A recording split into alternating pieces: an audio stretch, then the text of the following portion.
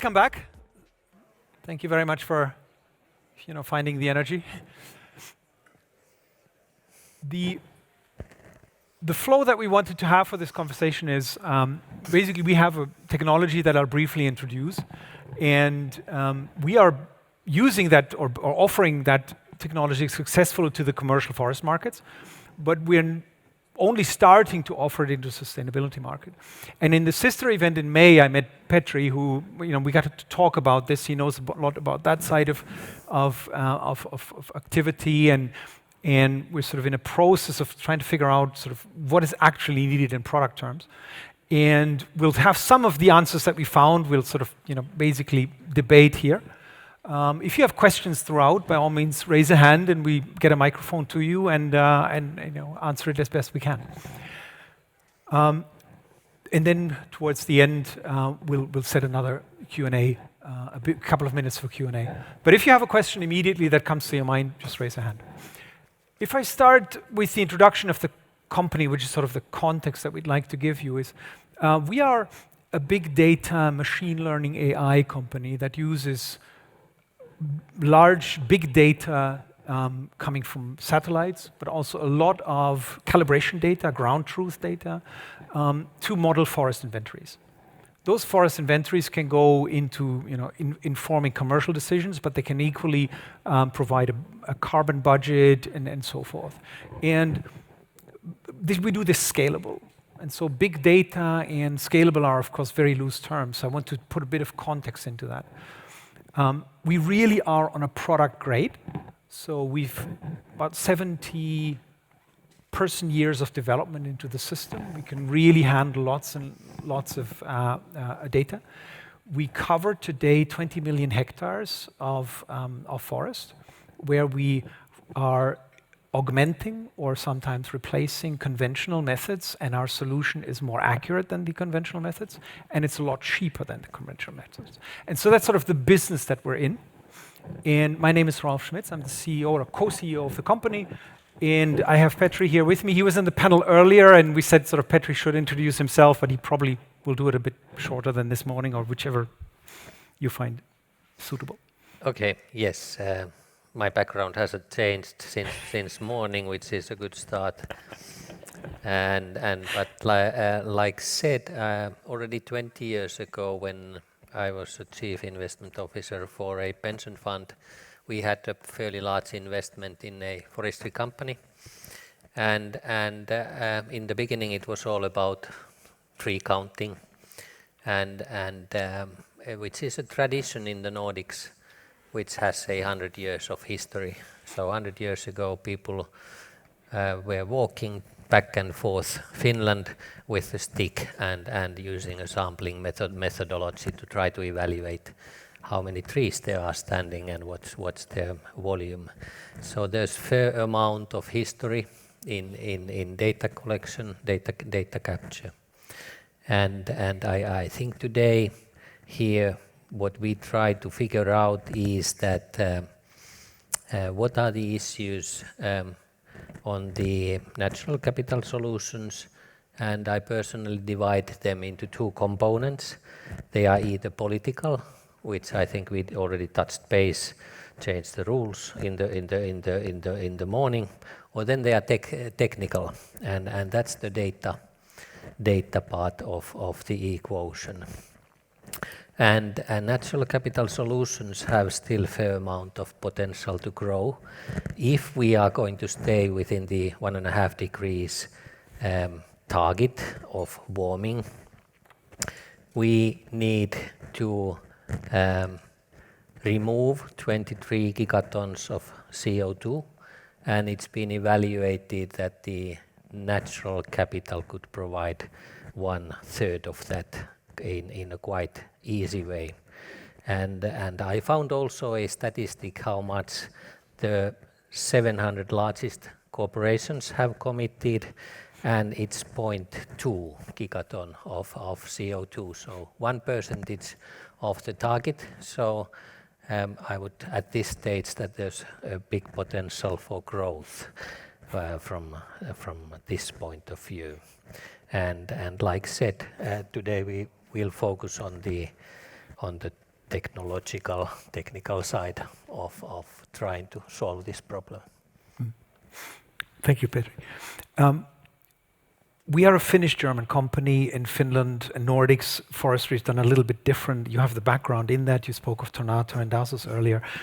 Can you sort of explain a little bit from your perspective how it is different in managing a forest? In the Nordics, we think that we are running natural forests, and I think today it's pretty much true. Of course, there are some decades, like in 1960s, many of the peatlands were dried, ditches were dug, which today they are being filled in.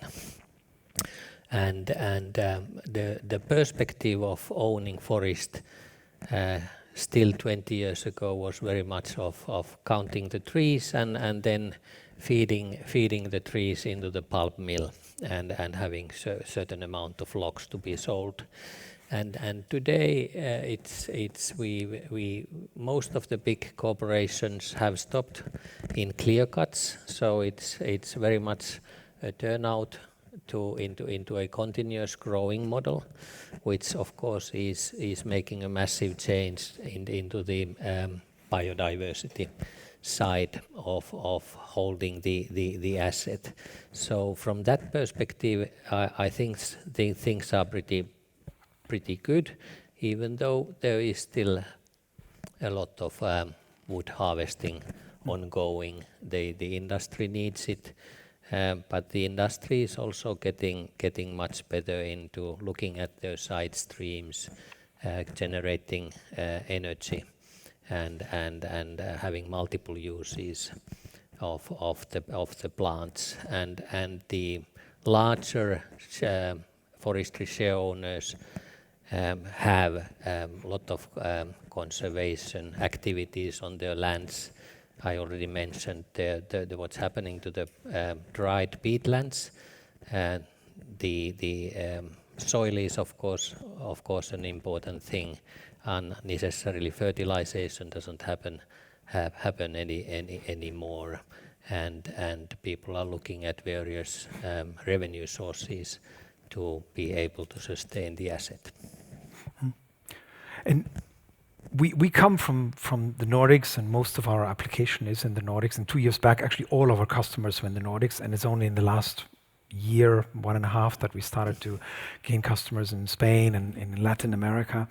And do you see the sort of Nordic practices as something that are there examples where it spills into the rest of the world that you can see? Well, one example is on the harvesting side. I mean, obviously, we have a lot of engineering companies who have harvesting technologies, and there's been a lot of attention paid that how can you harvest and collect the trees so that you don't damage the nature while doing it. When you can do it, what time of the year? We still have the possibility to enjoy hard winters, so when the soil is frozen you don't have any problems, but you have to limit the activities in summertime or if it's wet.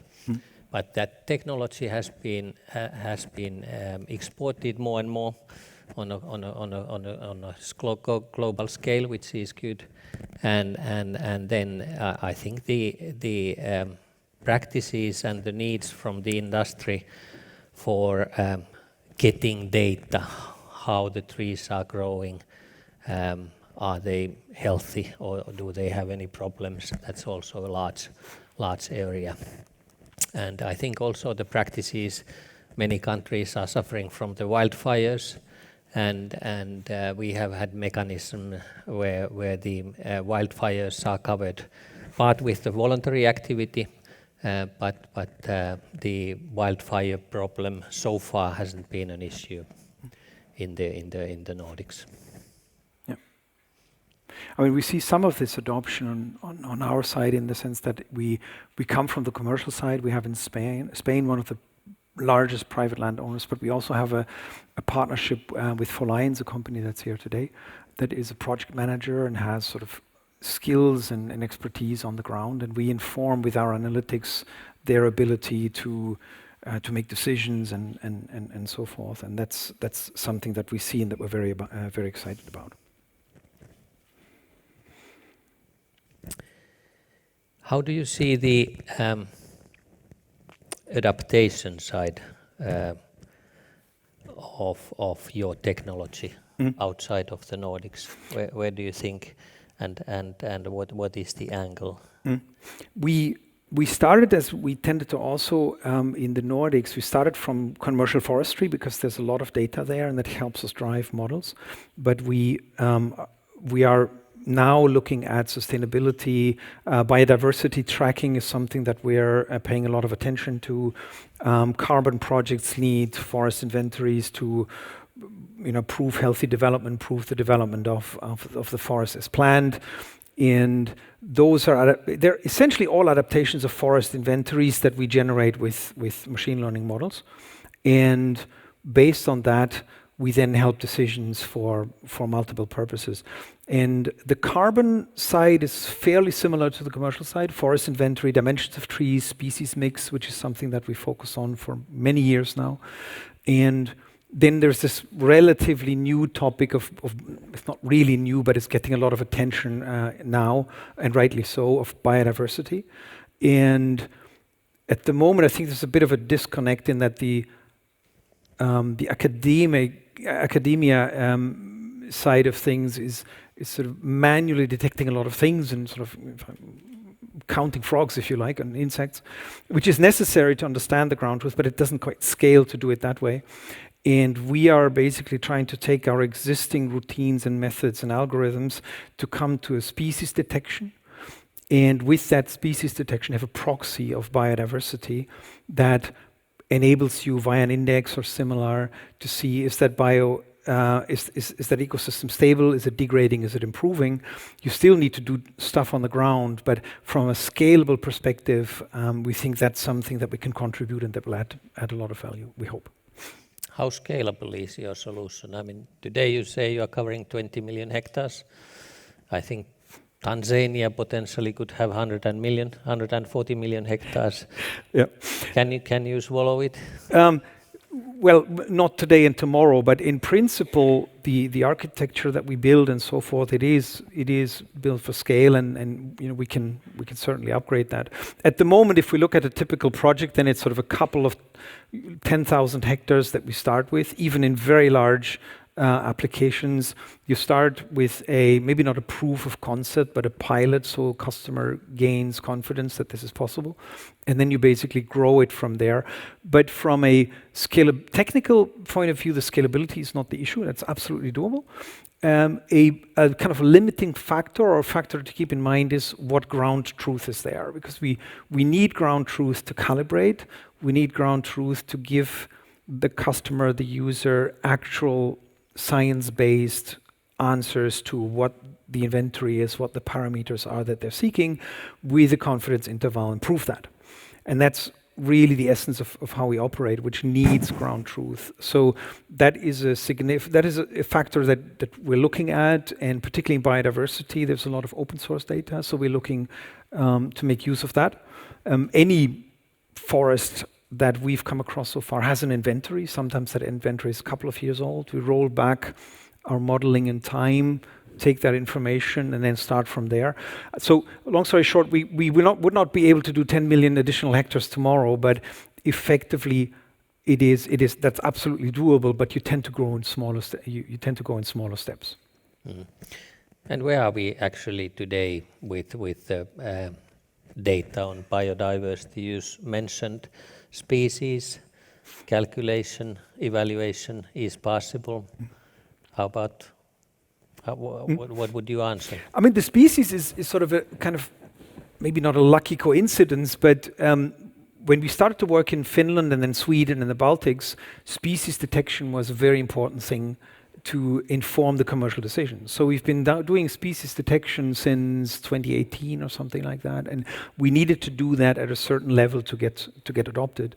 And so we have spent a very significant time of these sort of 60, 70 person years of investment that I mentioned on species detection.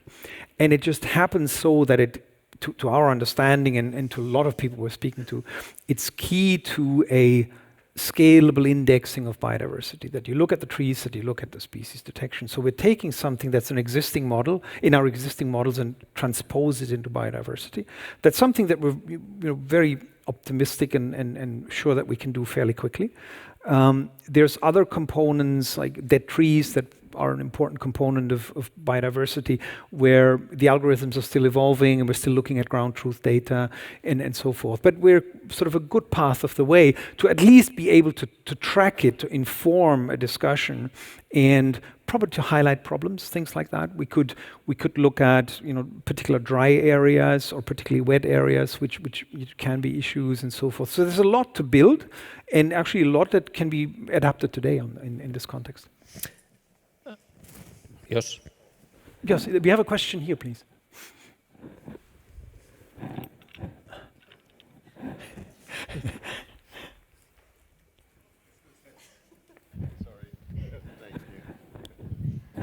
Okay, hi, Jos from Jos Lemmens from Natural Capital Consulting. Rolf, when you say species detection, can you give an example? What do you actually mean? Yeah. So if we start with the commercial forest where we have this in place, it's been operating for years. You want to know the forest inventory. Maybe you have a sawmill that just needs one specific species, and you get that demand. So you need to find in your sort of in a reasonable area, you need to find that species to be able to deliver that. And for that, you need species detection. So the species detection as such, as a sort of as a competence, if you like, feeds into a GIS model that basically says on a stand level or on a 10 by 10 meter, 16 by 16 meter grid, you find that species there. And then you can make those kind of supply chain decisions.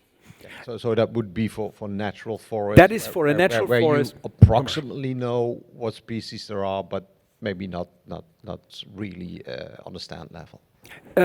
You will. In many cases, you might know what's been planted. You might know by the region roughly what's there. And I'm kind of the undercurrent here is this doable? Is this useful?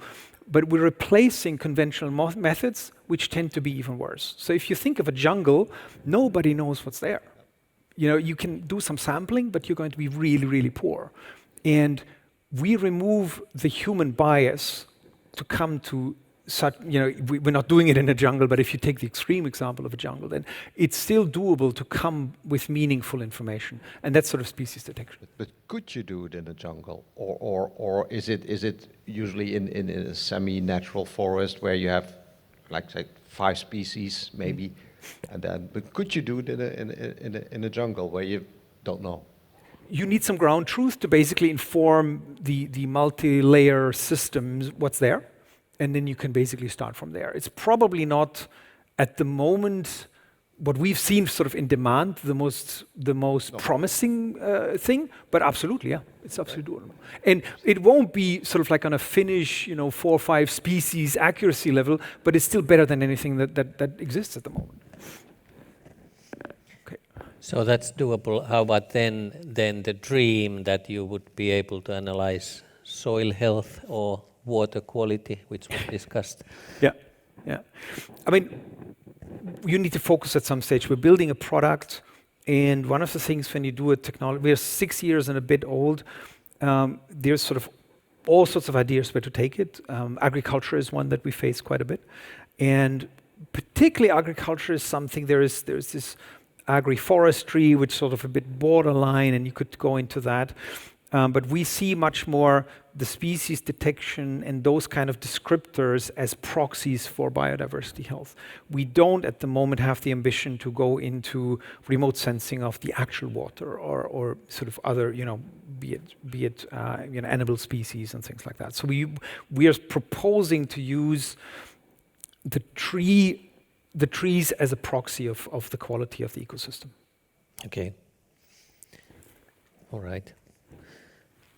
So those projects which are trying to create carbon credits in the soil, it's still more dreaming and based on beliefs than data.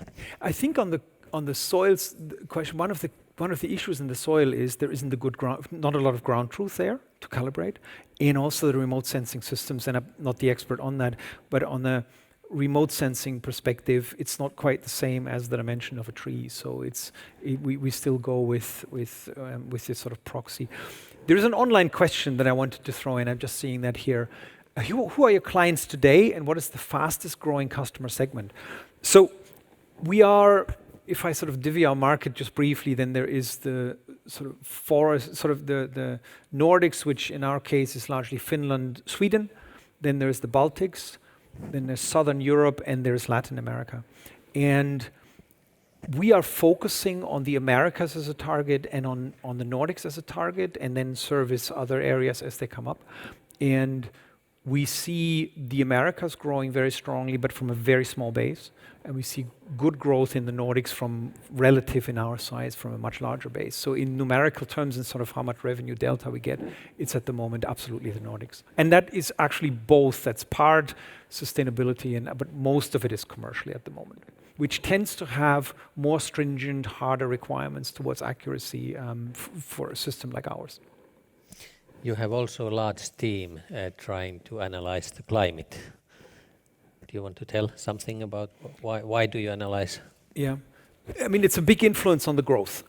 So part of what you get off satellites is climate models at a fairly granular level, and climate drives growth of trees, other than soil is of course a big impact and so forth. And so we basically drive these climate things in. And for example, one curious thing that happened in the last half year or so, we came from the Nordics, Baltics, which is essentially flat. And then we started in very mountainous regions. And these mountainous regions, you start to have very, very different climates very close to each other. And in that case, I mean, we're looking at temperatures and things like that. But an important aspect there, which is a reflection of climate, was actually elevation. So you start to see in a very mountainous region, you see sort of, is it a south-facing or a north-facing slope? And that has a big impact on growth. So absolutely, it's a big impact on tree growth. And how about this latest news which are covering that the spruce coverage is actually heading north? Yeah. Yeah, we definitely see those kind of things in real life. It's happening. One thing that we've definitely seen is with the warming up of the Nordics is in that case a positive impact in some ways, that growth of trees has accelerated there, and we see that creeping up. That's absolutely part of what we see in our models. Yeah. I mean, one of the things that I wanted to ask Petri is actually, we've been debating this entire thing. Like, we have this solution, and there's quite a few problems in sustainability. Carbon markets. Projects that don't quite reach the level that they're supposed to be reaching. And I've been wondering, sort of, where do you see technology, ours as well as other people's or companies' technology, where do you see them having a big impact from your perspective in this investment community and in their needs and their risks? Well, it's clear that we can agree or disagree a lot on the usability of the carbon credits, but the truth is that carbon credits are a catalyzer to funding on certain projects, and I think I mentioned already earlier Tanzania with a huge asset base of nature, and you really need technology to try to evaluate those ones and create this catalytic capital, whether it's coming from carbon credits or whether it's credits or whether it's some new product. It doesn't, in my view, it doesn't matter as long as the money keeps flowing, so that we get these natural capital solutions to scale up. Yep. And we were in this earlier panel that you were on. There was this sort of this. I really like that part. There's the project managers screaming for capital, and there is the financing community that is saying sort of we have all this money, and they're not sort of hooking up. Can you see technology bridging that gap and sort of giving more confidence at that early stage? No, definitely. It's technology is bringing some standardization also in the project, and what we need for all these small projects is that we need to be able to merge them one way or the other so that they reach the institutional investor scale what is needed, or they are just part of the credibility curve, because from investors' point the project is there was a word bankable or investable. It's an on-off. You don't fall in the middle of those ones. It's no, and then finally yes. And you just need to reach the status where the project can be said that it's yes.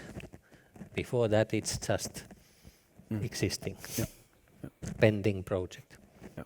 That is one of the things. Actually, in the last couple of minutes. So if we could take the question there, and while you're getting there, maybe just a quick one on that point. One thing that we're looking at is to do pre-analysis at the ingestion stage. So that I think at the moment, the way I understand this is you have a target country, and then you start driving around that country to try to find suitable land. And you can do that also remote sensing wise, so that you approach that rather from I happen to have been there on my scouting tour towards a structured approach if this is the land that we're looking for, and you can look at the history of that land and have certain criteria. If you have a microphone, please, let's go to your question. Thank you. Simon from Value Nature.